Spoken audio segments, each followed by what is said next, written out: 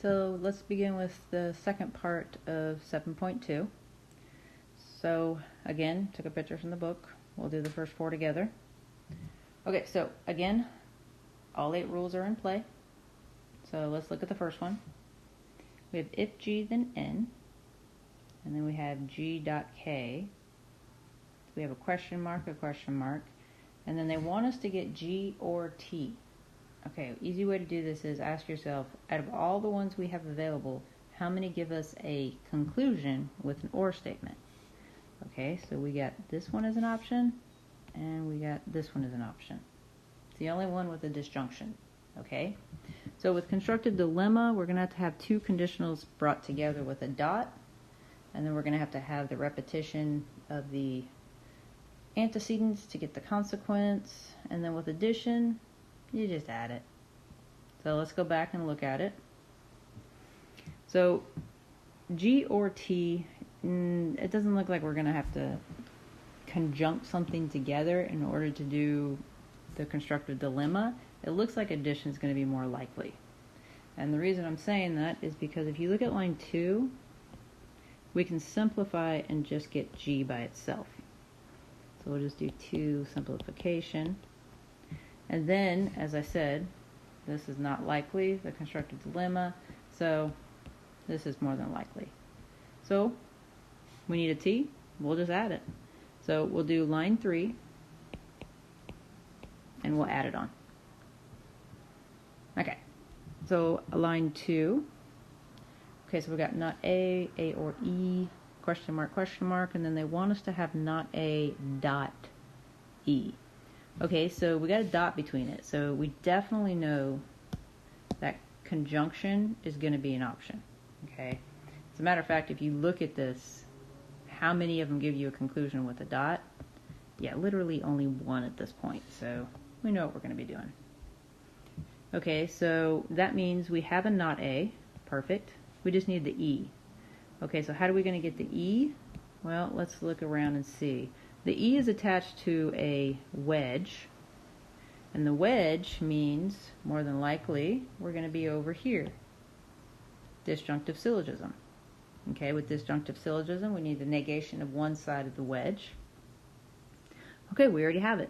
So what we're going to do is we'll take line 1 and 2, and we're going to go ahead and we're going to use not A with A in order to get E. So 1 and 2 with DS. And then we'll take line 1 and 3 right here, and we'll just conjunct them. Perfect. Okay, let's go to line 3. Sorry, problem 3. So we got all of this, and let's just focus right down here. They want us to have a wedge at the end. So I believe we're back to our original question. Okay, how many of these give us a wedge?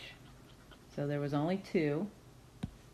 It's going to be this one right here, gives us a wedge, and this one right here gives us a wedge. Okay, so let's see if we can just add it on, or if we're going to have to do constructive dilemma.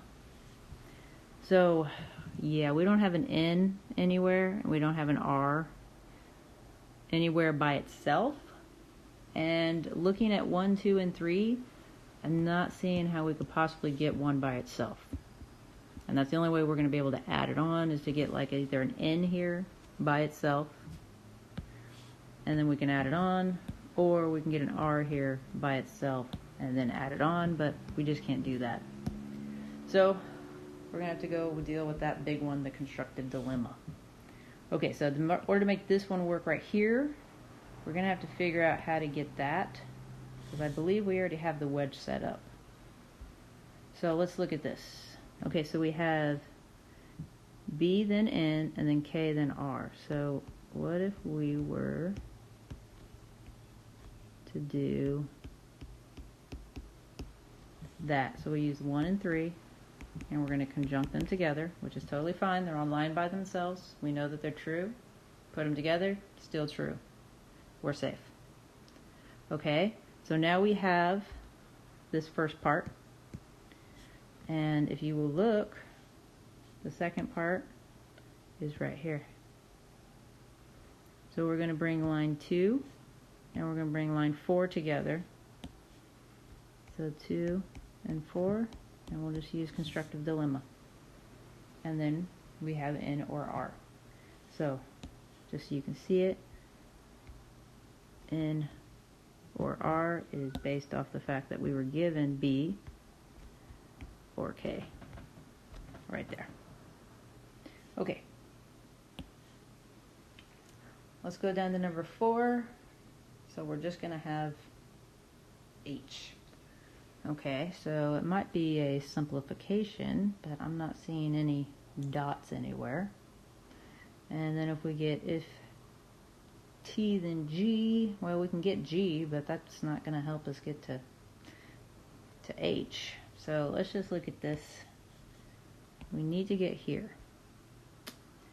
And really the only way I can see this happening is if we get this right here. And the only way we're going to get this is we're going to have to use this right here. So let's see how this is all going to pull together. So if we need this right here, we're going to take T and we're just going to add a U. So we're going to take line 1 and we're going to add. And then we're going to use line 3 and 4. And we're just going to go back to good old Monas Ponens. Okay, again, they're going to get a little bit trickier. Just go through the method I've discussed during this little video lecture and hopefully you'll work through them.